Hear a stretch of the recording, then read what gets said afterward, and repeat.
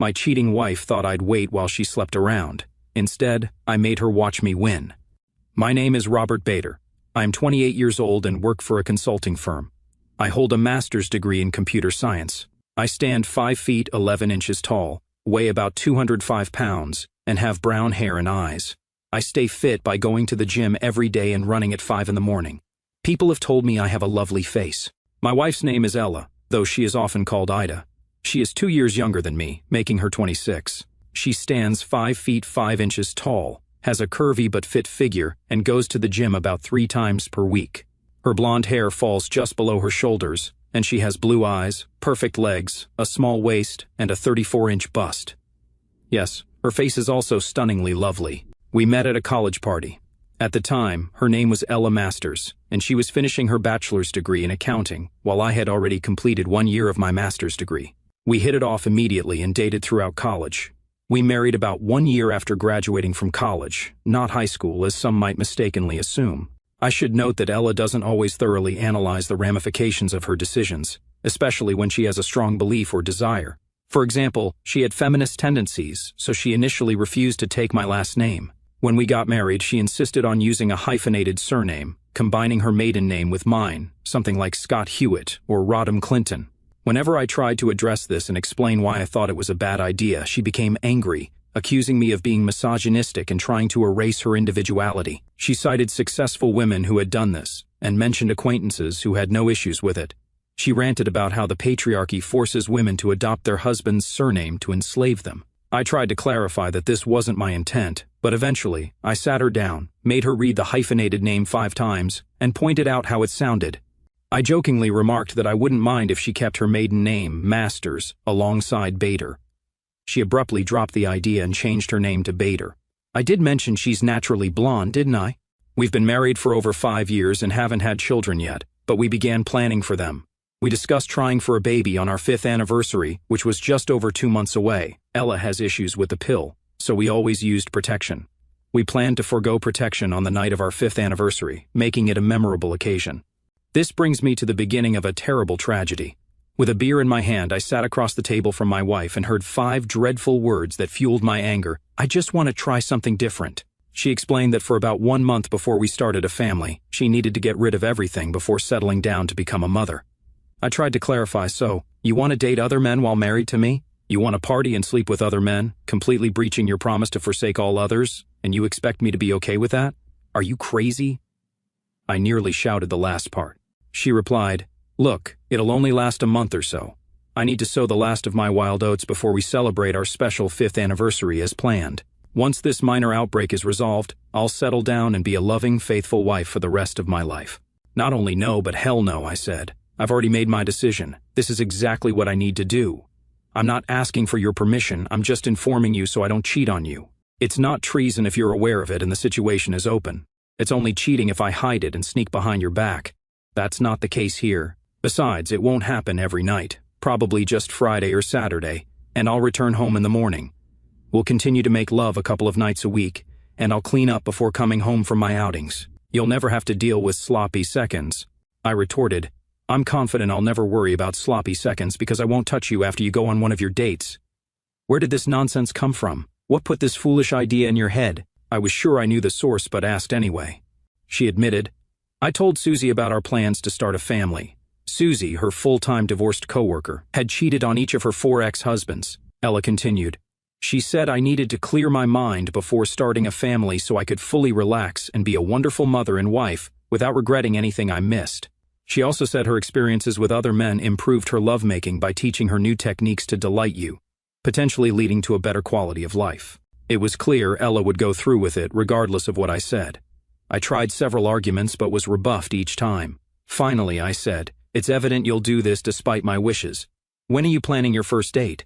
I don't have one yet, but Susie and I plan to go to a club tomorrow night, she replied.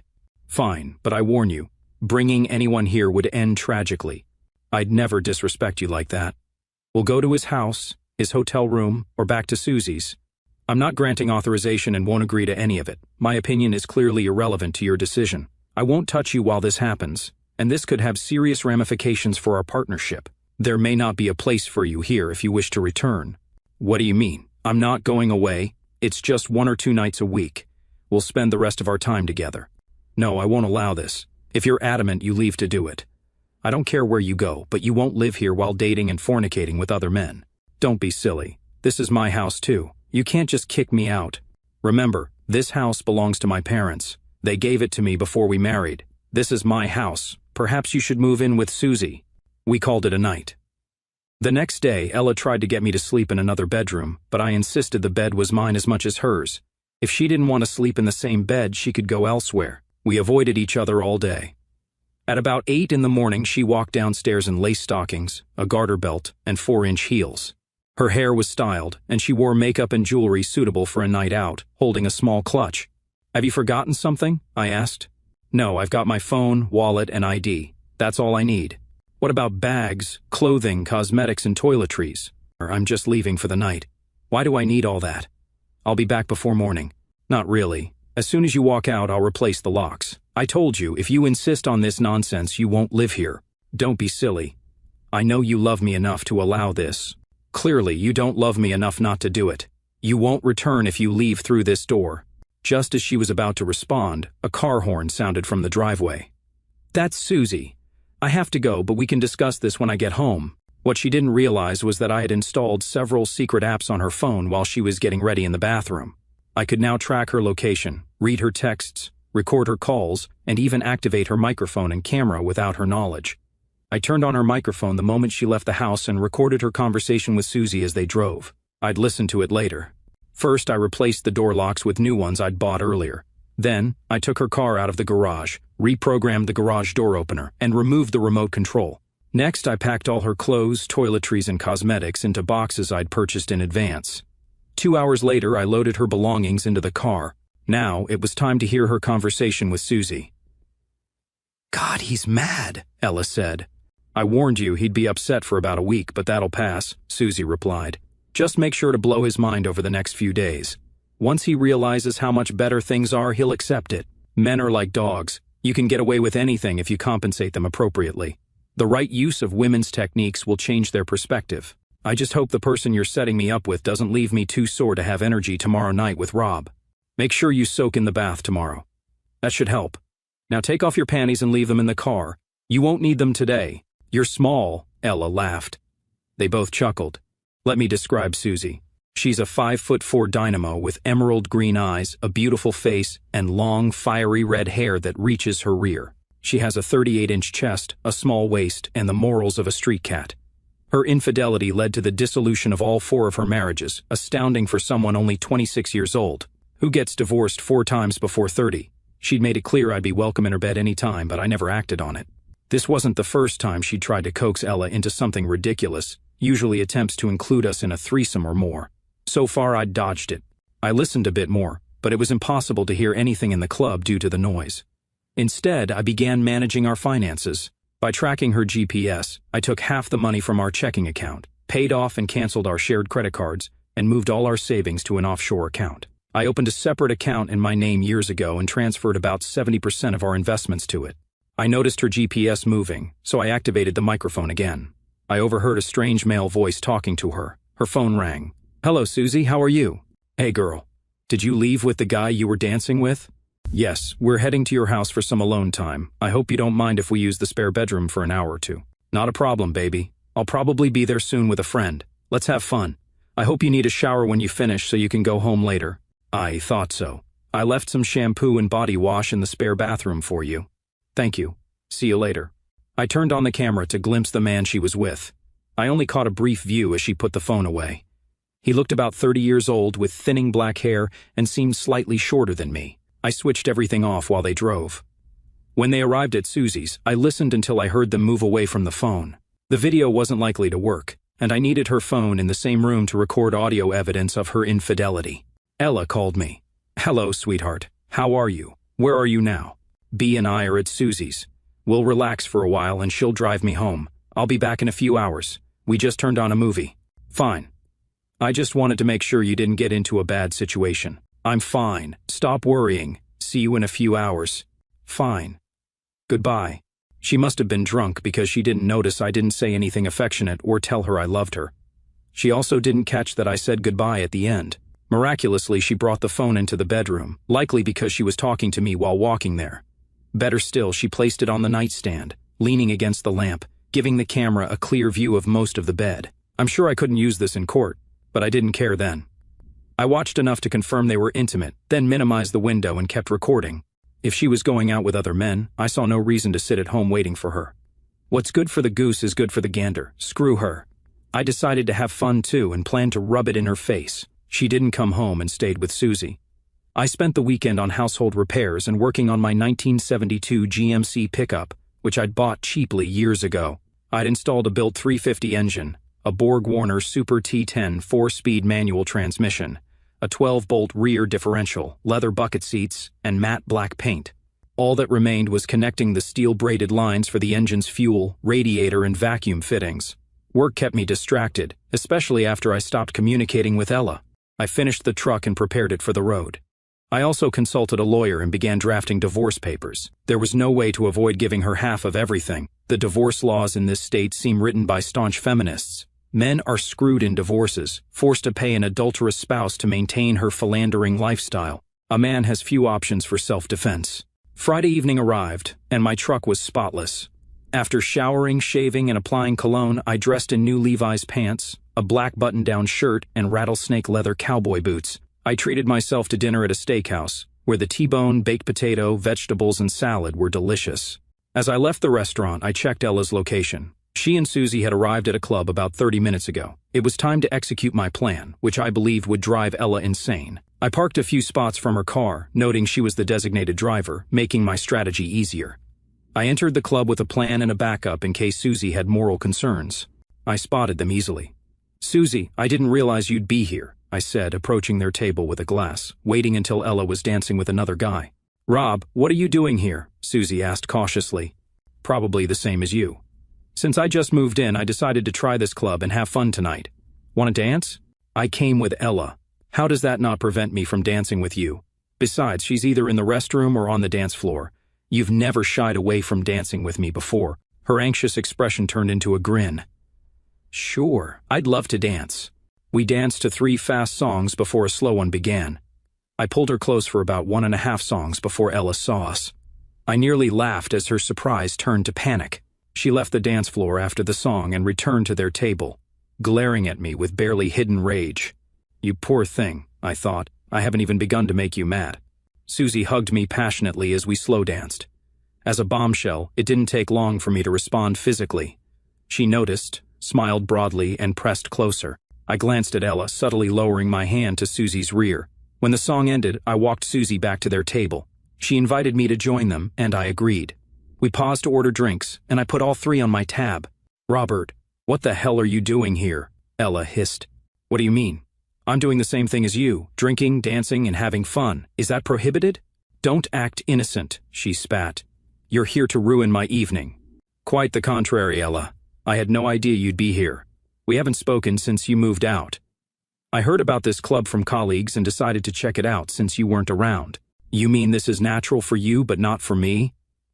That's hypocritical." I turned to Susie and began talking, ignoring Ella's seething. She tried to make me jealous by dancing flirtatiously with as many men as possible.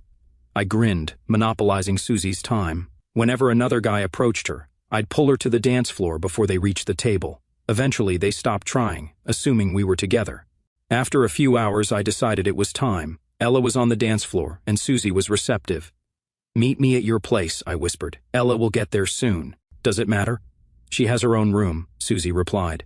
"To hell with it. She's driving. She can get home. Let's go." I kept her close while driving. As soon as we entered her place, her dress hit the floor. She dragged me to her bedroom. The night was great. She clearly had plenty of practice. Just as I peeked, the front door slammed. Susie is loud during intimate moments, and her room is next to Ella's, separated by a thin wall. Around 2 in the morning, we passed out from exhaustion. Breakfast was awkward. Our morning activities woke Ella. When I entered the kitchen, she was already there with coffee. "Everything fine?" she asked, smirking. "I'll do it myself," I said, taking a clean knife from the cupboard and standing near the Keurig while she filled her cup. There's no telling what might have been in her coffee. We had little conversation. Ella and Susie spoke briefly, then I talked with Susie. Ella realized we were both gone from the club and saw my truck in the parking lot. She yelled so loudly that the guy she brought home left. She stared at me like a wolf at breakfast. Soon after, I left. When motivated, I can be relentless. Ella worked with several stunning single women I'd met at her firm's events. I had their contact info and began reaching out. Within weeks, I convinced most to go on dates. Some hesitated since Ella and I were still married, but I explained we'd split, and they relented. Tension grew between Ella and Susie due to my actions, and Ella clashed with other single women at work. I had a great time, dining, dancing, and being intimate with Ella's colleagues.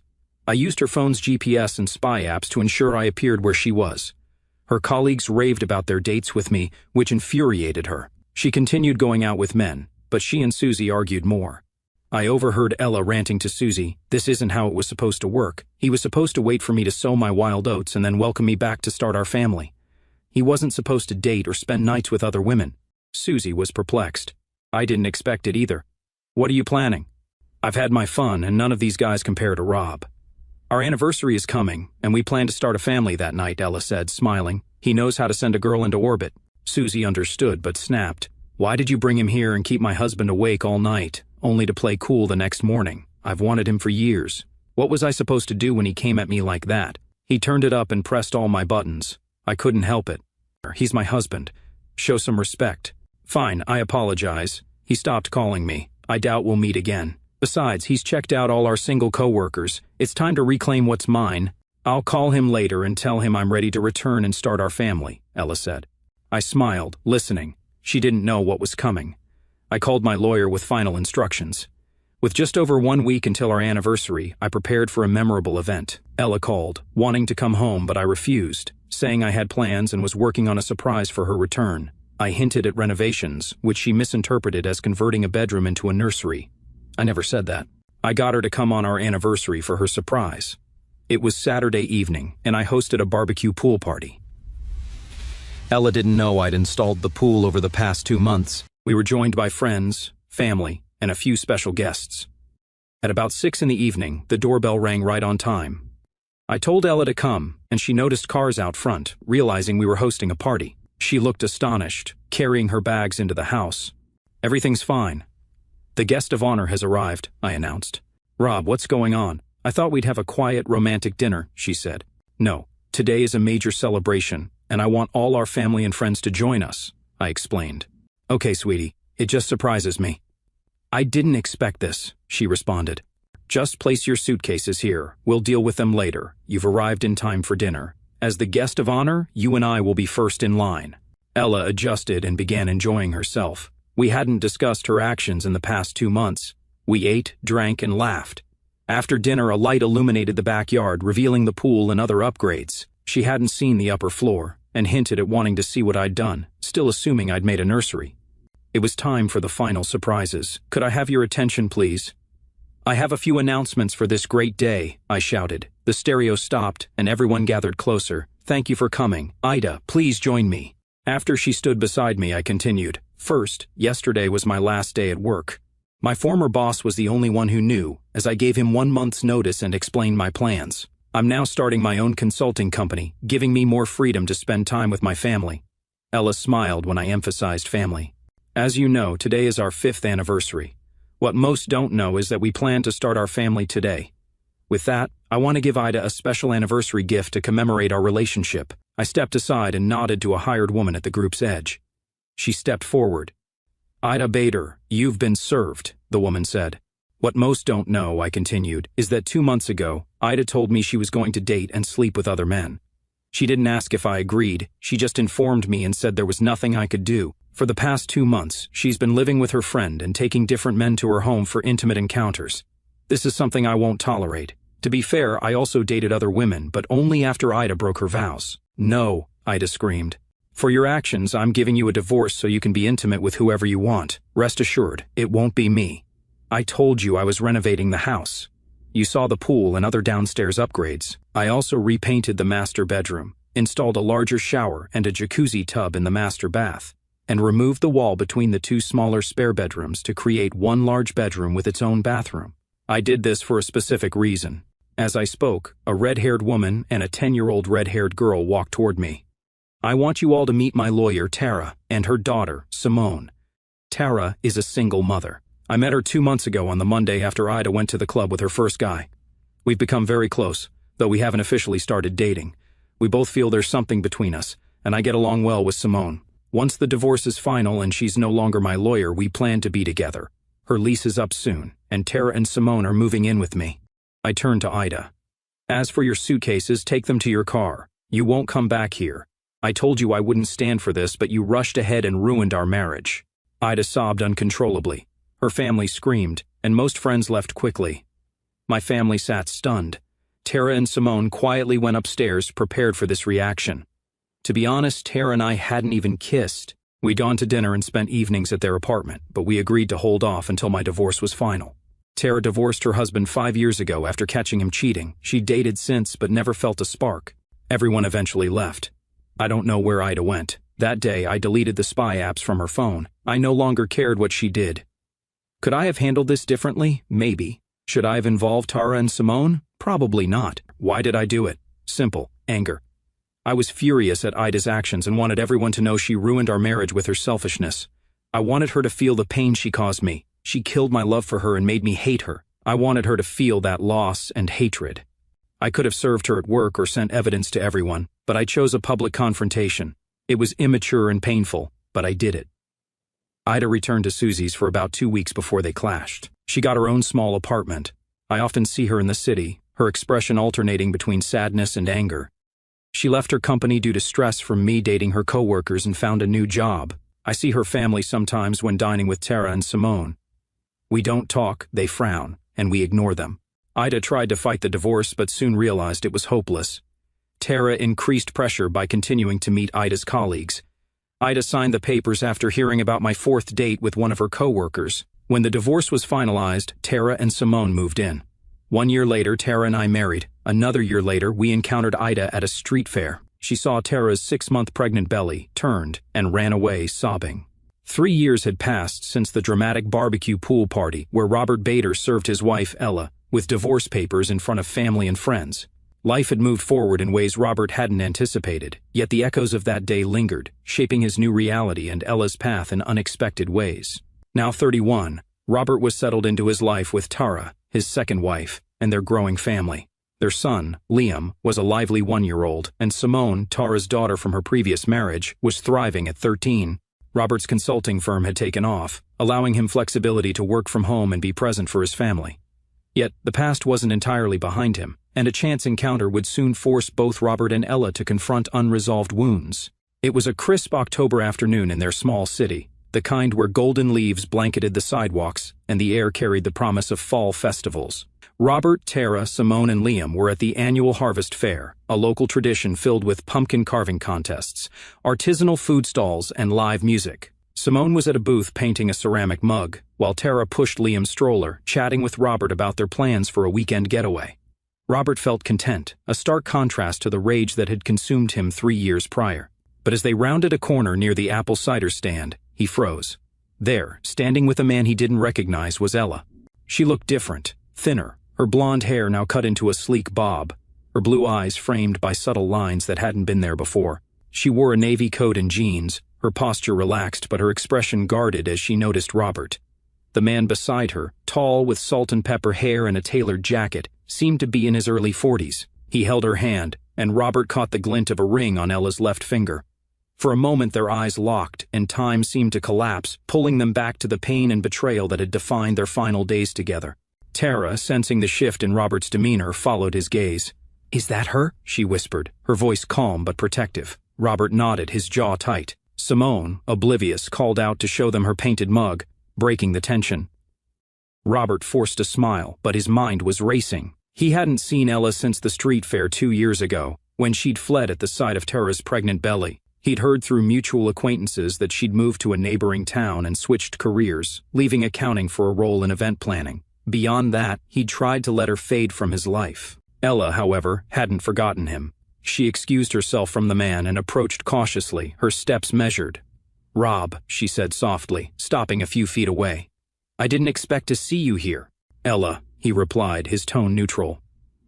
Tara stood close, her hand resting on Liam's stroller, while Simone watched curiously from the booth. "Looks like you're doing well." She glanced at the man, who was now browsing a nearby stall, and nodded. "That's David. We got engaged last month. He's a good guy, runs a small construction business." Her voice wavered slightly, as if testing whether Robert cared. "I saw your family. They're beautiful." "Thanks," Robert said, unsure how to navigate the conversation. Part of him wanted to walk away, but another part, the part that had once loved her fiercely, felt a pang of curiosity. What had her life become? Had she changed, or was she still the impulsive woman who'd shattered their marriage? Tara, ever perceptive, stepped in. "I'm Tara," she said, extending a hand. "It's good to meet you, Ella. Rob's told me a lot about your time together." Her tone was polite but firm, a reminder that she was Robert's present, not his past. Ella shook Tara's hand, her smile tight. "Likewise. I'm happy for you both." She turned back to Robert. "Can we talk for a minute, alone? I won't take long." Robert hesitated, glancing at Tara, who gave a subtle nod. "Go ahead," she said. "I'll be with Simone." She wheeled Liam toward the booth, leaving Robert and Ella standing awkwardly by the cider stand. "What's this about, Ella?" Robert asked, crossing his arms. The festival buzzed around them, children laughing, a band playing in the distance. But the space between them felt heavy. Ella took a deep breath. "I owe you an apology. Not just for what I did, but for how I handled everything. I was selfish, Rob. I let Susie's ideas and my own fears about settling down cloud my judgment. I thought I could have it all, freedom and you waiting for me. I was wrong, and I hurt you in ways I can't undo." Robert studied her, searching for sincerity. Her words sounded genuine, but they couldn't erase the nights he'd spent replaying her betrayal or the public humiliation he'd inflicted in return. "Why now?" he asked. "It's been 3 years. You could have reached out sooner." "I wanted to," she admitted, her eyes glistening. "But I was ashamed. After the divorce, I spiraled. I stayed with Susie until we fell out. She blamed me for losing you as a friend, which was ridiculous. I got therapy, Rob. It took a long time to see how much I'd messed up, not just with you, but with myself. Meeting David helped me rebuild, but I couldn't move forward without saying this to you." Robert's anger, once a blazing fire, had dulled to embers over the years. He didn't hate Ella anymore, but trust was gone. "I appreciate the apology," he said slowly, "but it doesn't change what happened. You broke something that couldn't be fixed, and I did things I'm not proud of either. That party, the way I handled it, I let my anger take over. I hurt you too." Ella nodded, wiping a tear. "I deserved it. I kept thinking you'd wait, that I could have my fun and come back to our plans. Seeing you with Susie, then my co-workers, and finally Tara, it broke me. I realized I'd lost you for good." "You didn't just lose me," Robert said, his voice steady. "You lost us. The life we planned, the family we wanted. I've moved on, Ella. I have Tara, Simone, Liam. They're my world now. I hope you find peace with David, but we can't go back." "I know," she whispered. "I'm not asking for that. I just needed you to know I'm sorry, and I'm trying to be better. For David, for myself." She paused, then added, "Your son, he looks like you. I'm glad you got the family you wanted." Robert softened slightly. "Thanks. I hope you and David build something real." He glanced at Tara, who was laughing with Simone, and felt a surge of gratitude for his life now. "Take care, Ella." She nodded, stepping back. "You too, Rob." She rejoined David, who slipped an arm around her, and they disappeared into the crowd. Robert returned to his family, his heart lighter but still processing the encounter. Tara raised an eyebrow. "Everything okay?" "Yeah," he said, kissing her forehead. She apologized. "I think she's trying to move on." "Good," Tara said. "So are we." She handed him a cup of cider, and they rejoined Simone, who proudly showed off her mug. The rest of the day was filled with laughter, games, and the warmth of their bond, but Robert's mind occasionally drifted to Ella's words. Over the next few weeks, Robert reflected on the apology. He discussed it with Tara, who encouraged him to see a therapist to unpack any lingering emotions. The sessions helped him recognize that his actions 3 years ago, while driven by pain, had been excessive. He regretted involving Simone in the announcement and using Ella's colleagues to provoke her. Yet, he also forgave himself, understanding that he'd been reacting to a deep wound. Ella, meanwhile, continued her journey. She and David married the following spring in a small ceremony. She thrived in her event planning career, finding purpose in creating joy for others. Therapy helped her address her impulsivity and the influence of toxic friendships like Susie's. She never contacted Robert again, but she carried his forgiveness as a quiet reassurance that she could rebuild. For Robert, the encounter at the fair marked a turning point. He let go of the last traces of bitterness, focusing on his family and firm. He and Tara welcomed a second child, a daughter named Elise, the following year. Simone, now a confident teenager, began calling Robert Dad, a title that meant more to him than any victory over Ella ever could. The past would always be part of their story, but it no longer defined them. Robert and Ella, once bound by love and torn by betrayal, had found separate paths to healing. The harvest fair, with its fleeting moment of closure, became a memory they both cherished, not for the pain it recalled, but for the peace it promised. The story of Robert and Ella is a raw, emotional journey that lays bare the complexities of love, betrayal, and the human need for closure. As I reflect on their saga, I'm struck by the intensity of their choices. Ella's reckless pursuit of freedom and Robert's calculated retaliation. Both acted from places of deep emotion, yet their decisions spiraled into a cycle of pain that neither fully anticipated. What resonates most is how their story mirrors real-life struggles, the temptation to prioritize personal desires over commitment, the devastation of broken trust, and the arduous path to rebuilding after a relationship implodes. Ella's actions, driven by impulsivity and toxic influence, highlight a universal truth: unchecked desires can unravel even the strongest bonds. Her belief that Robert would wait reflects a naive entitlement, underestimating the depth of his love and the weight of her betrayal. Yet Robert's response, while understandable in its anger, veers into vindictiveness, particularly in the public humiliation at the anniversary party. His choice to involve Tara and Simone, especially a child, in that moment feels like a misstep, one that prioritized revenge over grace. This doesn't diminish his pain but underscores how hurt can lead us to actions we later question. The extension I crafted with their encounter at the harvest fair offers a glimpse of redemption. Ella's apology, though belated, shows growth, a willingness to own her mistakes. Robert's ability to accept it, even if cautiously, signals his own healing. Their separate paths, Ella with David, Robert with Tara and their family, illustrate that life continues after betrayal, not as a fairy tale but as a messy, hopeful process of starting anew. The story's power lies in its refusal to sugarcoat. Love can break, people can wound each other deeply, but healing is possible, even if it's imperfect. From a broader perspective, this tale echoes themes from conversations I've had with others about relationships and betrayal. Like the stories of Daniel and Laura or Jake's journey, Robert and Ella's saga underscores the importance of communication, self-awareness, and the courage to confront our flaws. It also reminds us that societal pressures, whether from media stereotypes about sowing wild oats or toxic friends like Susie, can distort our choices if we're not grounded in our values.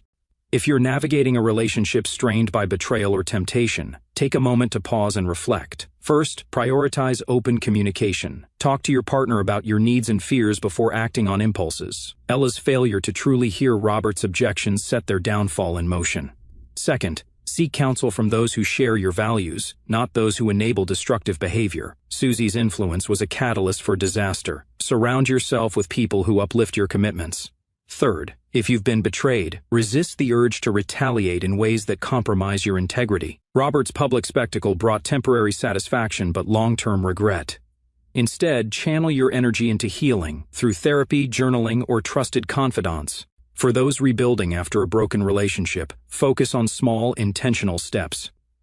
Robert found purpose in his family and career. Ella rebuilt through therapy and a new partnership. Your path might look different, but it starts with self-forgiveness and a commitment to growth. And if you're single, as some of you might be, remember that your worth isn't tied to a relationship. Build a life rich with friendships, passions, and purpose, qualities that make you whole, whether partnered or not. I'd love to hear your thoughts on Robert and Ella's story. What did you think of their choices? Have you faced similar crossroads in your own relationships, and how did you navigate them? Drop your comments below. Your insights enrich this conversation and help others feel less alone in their struggles. Whether you relate to Robert's anger, Ella's remorse, or the hope of new beginnings, your perspective matters. Thank you for reading and engaging with this story. Your time and reflections mean the world, and I'm grateful to share this space with you. Let's keep the conversation going, share your stories, and let's learn from each other.